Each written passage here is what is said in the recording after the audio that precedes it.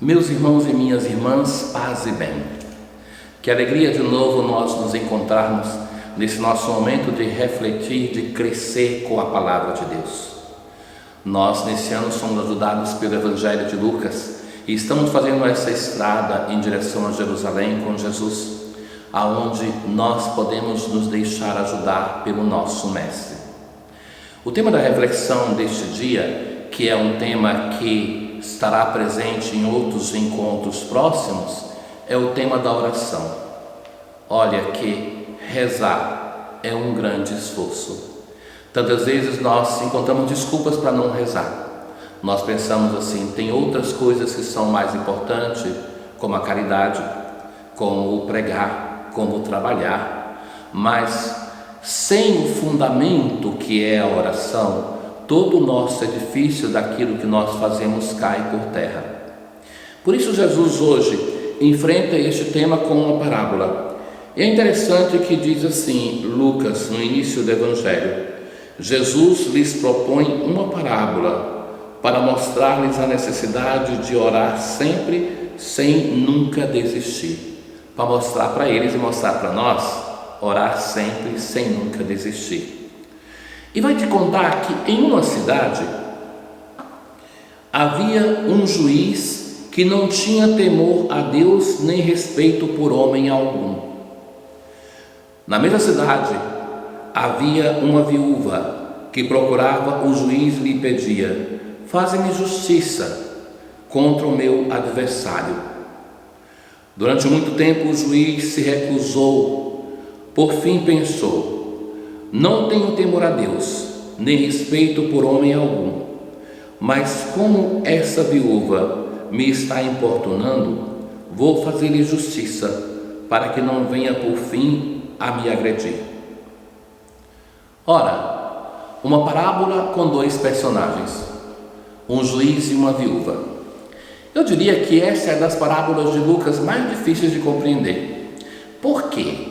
Quando nós escutamos essa parábola, nós pensamos logo que nós somos a viúva e que Deus é o juiz. Mas observem que por dois momentos se diz que esse juiz não crê em Deus e não respeita ninguém. É verdade que nós temos coragem de pensar que esse juiz é o nosso Deus? Não é que quando nós pensamos assim, nós simplesmente estamos jogando sobre Deus a imagem terrível de Deus que nós temos, que nos ensinaram, de um Deus que é distante, de um Deus que nos pune, que é um juiz sem coração? Ora, caríssimos, me parece que Jesus não quer nos ensinar uma imagem de Deus assim, nem seria coerente com todo o caminho que Lucas propõe para nos falar de um Deus que é misericordioso. Mas se esse juiz não é Deus, a quem ele representa? Vamos à parte mais fácil. A viúva somos nós. Somos nós nas nossas necessidades, no nosso sofrimento. A viúva é a comunidade perseguida de Lucas, na perseguição de Domiciano, que fez tantos mártires.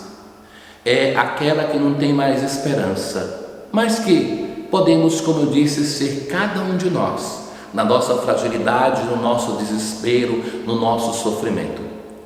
Ora, neste caso, por que aparece esse juiz? Esse juiz representa uma situação sem esperança, uma situação sem limite. Não representa uma pessoa. Vejam que a viúva, na tradição bíblica, representa a parte mais frágil do povo de Israel. Por quê? Naquele tempo não tinha uma aposentadoria, uma pensão. E uma mulher, depois da morte do marido, vivia daquilo que ela acumulava na vida do marido. Se recordam da parábola da mulher que perde as moedas e que varre a casa para encontrar e faz uma festa quando encontra? Porque ela tinha que acumular em vida do marido o patrimônio para sobreviver depois da morte do marido. E a viúva, como o órfão e o estrangeiro, eram considerados as partes mais frágeis, os pobres, E tantas vezes, ainda hoje, a parte mais frágil, os pobres, são aqueles mais injustiçados. Então, tantas vezes, além do sofrimento com a miséria criada com a morte do marido, eram defraudadas do pouco que tinham.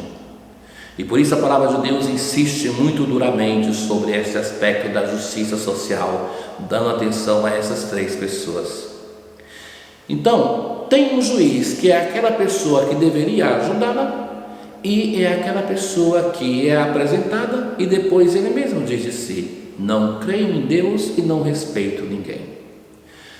Por que rezar sempre sem nos cansarmos jamais?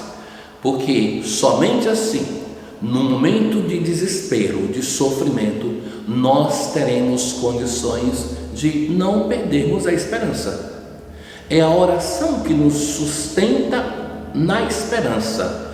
É a oração que nos impede de entrarmos em uma situação de desespero. Então, não pensemos que este juiz representa o nosso Deus. Mas é interessante que se diz assim: e o Senhor acrescentou: escutai bem o que diz esse juiz injusto. E Deus não fará justiça aos seus escolhidos que clamam a Ele dia e noite? Ele o fará esperar? Eu vos digo que Deus lhes fará justiça bem depressa. O Filho do Homem, porém, quando vier, encontrará fé sobre a terra? A conclusão do Evangelho liga a oração com a fé. Se nós queremos crescer no nosso caminho de fé, nós precisamos crescer na dimensão da oração. E não basta pensar que a oração é somente apresentar a Deus os nossos pedidos, nem muito menos irmos diante do Senhor para dizermos as orações que nós aprendemos de memória, e pensar que somente rezando como rezávamos quando criança, que isso nos basta.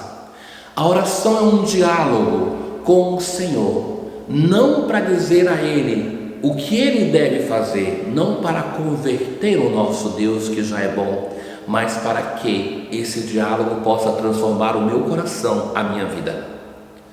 Ora, assim o Senhor vai dizer de rezar sempre, sem nunca cansarmos. E alguém pode pensar: devo estar sempre na igreja, devo estar sempre diante do Senhor para rezar? Sim, em qualquer lugar nós estamos diante do Senhor, mas rezar sempre é ter um espírito de quem quer escutar sempre a vontade de Deus para discernir sobre a nossa história, para que este diálogo com o Senhor possa transformar a minha vida e a minha existência. Assim nós seremos viúvas que não temerão um juiz ateu e que não respeita ninguém, porque sabemos que somos sustentados pelo amor, pela amizade, pela proximidade do nosso Deus e Senhor. Um bom domingo, uma boa semana, paz.